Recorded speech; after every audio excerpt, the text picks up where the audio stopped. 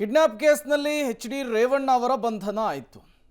ಲೈಂಗಿಕ ದೌರ್ಜನ್ಯ ಮತ್ತು ರೇಪ್ ಕೇಸನ್ನು ಎದುರಿಸ್ತಾ ಇರುವಂತಹ ಪ್ರಜ್ವಲ್ ರೇವಣ್ಣ ಅವರ ಬಂಧನ ಯಾವಾಗ ಅನ್ನೋದು ಈಗಿರುವಂತಹ ಪ್ರಶ್ನೆ. ರಾಜ್ಯದಲ್ಲಿ pen drive, rape case, kidnap ಕೇಸ್ನದ್ದೇ ಸದ್ದು. ಕಿಡ್ನಾಪ್ ಕೇಸ್ನಲ್ಲಿ ಅಪ್ಪ ರೇವಣ್ಣ ಅರೆಸ್ಟ್, ಪ್ರಜ್ವಲ್ ಕಥೆ ಏನು? ಲೈಂಗಿಕ ದೌರ್ಜನ್ಯ, ರೇಪ್ ಕೇಸ್ನಲ್ಲಿ ಪ್ರಜ್ವಲ್ ರೇವಣ್ಣ ಅರೆಸ್ಟ್ ಆಗೋದು ಯಾವಾಗ? ಪ್ರಜ್ವಲ್ ಯಾವಾಗ ರಾಜ್ಯಕ್ಕೆ ಬರ್ತಾರೆ ಅನ್ನೋದೇ ಈಗಿರುವಂತಹ ಪ್ರಶ್ನೆ ಮತ್ತು ಕೌತುಕ. ಈಗಾಗಲೇ 3 ಪ್ರಕರಣಗಳು ದಾಖಲಾಗಿರುವಂಥದ್ದು. ಒಂದು ಕಿಡ್ನಾಪ್ ಕೇಸ್, ಅದರಲ್ಲಿ ಎಚ್.ಡಿ. ರೇವಣ್ಣ ಅವರು A1 ಆರೋಪಿ, ಬಾಬಣ್ಣ A2 ಆರೋಪಿ, ಇಬ್ಬರ ಬಂಧನ ಕೂಡ ಆಗಿದೆ. ಬಟ್ ಲೈಂಗಿಕ ದೌರ್ಜನ್ಯ ಮತ್ತು ರೇಪ್ ಕೇಸ್ನಲ್ಲಿ ಪ್ರಮುಖ ಆರೋಪಿ ಸಂಸದ ಪ್ರಜ್ವಲ್ ರೇವಣ್ಣ ಅವ್ರ ಮೇಲೆ ಈ ಆರೋಪ ಕೇಳಿ ಬರ್ತಾ ಇದ್ದ ಹಾಗೆ ಅವರು ಅಬ್ಸ್ಕ್ಯಾಂಡ್ ಆಗಿದ್ದಾರೆ, ವಿದೇಶದಲ್ಲಿದ್ದಾರೆ. ಅವ್ರು ಯಾವಾಗ ಬರ್ತಾರೆ, ಅವರನ್ನು ಯಾವಾಗ ಬಂಧಿಸ್ತಾರೆ, ಅದು ಈಗಿರುವಂತಹ ಪ್ರಶ್ನೆ. SIT ಕೂಡ ಇದಕ್ಕೆ ತಕ್ಕಂತೆಯೇ ಕೆಲಸ ಮಾಡ್ತಾ ಇದೆ. ರೇವಣ್ಣ ಅರೆಸ್ಟ್ ಬಳಿಕ ಪ್ರಜ್ವಲ್ ಅರೆಸ್ಟ್ಗೂ ಕೂಡ ಒತ್ತಡ ಹೆಚ್ಚಾಗ್ತಾ ಇದೆ.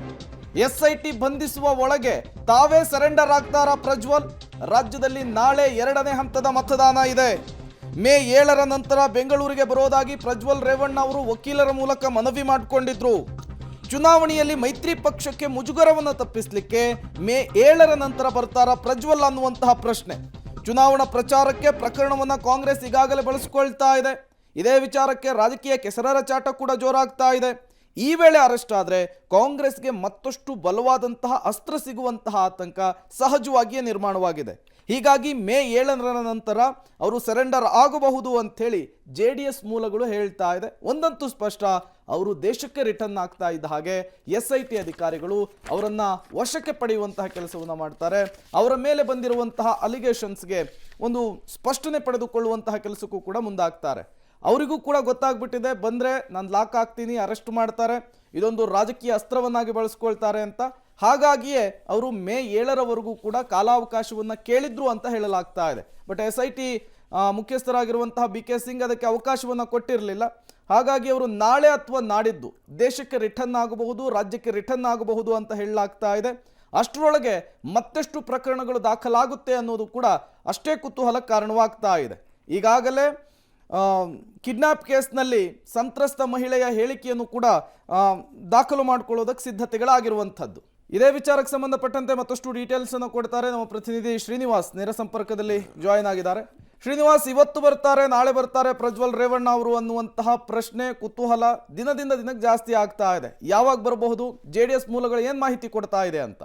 ಪ್ರೇಮ್, ಹೌದು, ಯಾವಾಗ ರೇವಣ್ಣ ಅವರ ಬಂಧನ ಆಯಿತು, ಅಪ್ಪ ಬಂಧನ ಆದಮೇಲೆ ಮಗ ಯೂಶಲಿ ಬರ್ತಾರೆ, ನೇರವಾಗಿ ಅವರು ಶರಣಾಗ್ತಾರೆ ಅನ್ನುವಂಥ ಮಾತುಗಳು ನಡೀತಾ ಇತ್ತು. ಆದರೆ ಎಲ್ಲೋ ಒಂದು ಕಡೆ ಪ್ರಜ್ವಲ್ ರೇವಣ್ಣ ಅವರು ಬರುವಂಥದ್ದು ಇನ್ನೂ ಕೂಡ ಫೈನಲ್ ಆಗಿಲ್ಲ ಅನ್ನುವಂತಹ ಮಾತುಗಳು JDS ವಲಯದಲ್ಲಿ ಕೇಳಿ ಬರ್ತಿದೆ. ಯಾಕೆಂದ್ರೆ ನಾಳೆ ಲೋಕಸಭೆ ಚುನಾವಣೆಯ 2ನೇ ಹಂತ ಕರ್ನಾಟಕದಲ್ಲಿ ನಡೀತಾ ಇದೆ. ಒಂದ್ ವೇಳೆ ಏನಾದರೂ ಪ್ರಜ್ವಲ್ ರೇವಣ್ಣ ಅವರು ಬಂದ್ರೆ ಅವರ ಬಂಧನ ಸಹಜವಾಗಿ ಆಗತ್ತೆ, ಅದು ಒಂದಿಷ್ಟು ರಾಜಕೀಯ ತಿರುವನ್ನ ಪಡೆದುಕೊಳ್ಳಬಹುದು ಅನ್ನುವಂತಹ ಲೆಕ್ಕಾಚಾರದಲ್ಲಿ ಬಹುಶಃ JDS ನಾಯಕರು ಇರಬಹುದು. ಹಾಗಾಗಿನೇ ನಾಳೆ ಕಳೆದ ನಂತರ, ಅಂದ್ರೆ ನಾಳೆ ಮುಗಿದೋಗುತ್ತೆ ಎಲೆಕ್ಷನ್, ಸೊ ನಾಳೆ ಬಳಿಕ ನೇರವಾಗಿ ಬಂದವರು ಶರಣಾಗಬಹುದು ಅಂತ ಹೇಳಲಾಗ್ತಿದೆ. ಕಾಂಗ್ರೆಸ್ ಪ್ರಜ್ವಲ್ ರೇವಣ್ಣ ಅವರ ಪ್ರಕರಣವನ್ನು ಹಿಡ್ಕೊಂಡು BJP ಮತ್ತೆ JDS ನಾಯಕರ ವಿರುದ್ಧ ವಾಗ್ದಾಳಿಗಳನ್ನ ಮಾಡ್ತಿದೆ, ನೇರವಾಗಿ ಪ್ರಧಾನಿ ಮೋದಿಗಳ ವಿರುದ್ಧ ಅಟ್ಯಾಕ್ ಅನ್ನ ಮಾಡ್ತಿದೆ. ಸೊ ಒಂದು ವೇಳೆ ಏನಾದರೂ ಈ ಸಮಯದಲ್ಲಿ ಪ್ರಜ್ವಲ್ ರೇವಣ್ಣ ಬಂಧನ ಆದ್ರೆ ಅದು BJPಗೆ ಮತ್ತೆ JDSಗೆ ಹೊಡೆತ ಬೀಳಬಹುದು. 2ನೇ ಹಂತದ ಚುನಾವಣೆ ಸಂದರ್ಭದಲ್ಲೂ ಕೂಡ ಒಂದಿಷ್ಟು ಡ್ಯಾಮೇಜ್ ಆಗ್ಬೋದು ಅನ್ನುವಂತ ರೀತಿಯಲ್ಲಿ ಬರೋದು ಬೇಡ ಅನ್ನುವಂತಹ ಲೆಕ್ಕಾಚಾರದಲ್ಲಿ ಇರಬಹುದು. ಹಾಗಾಗಿನೇ JDS ಮೂಲಗಳು ಹೇಳ್ತಿರುವಂತದ್ದು ಸದ್ಯಕ್ಕೆ ಅವ್ರು ಬರೋದಿಲ್ಲ.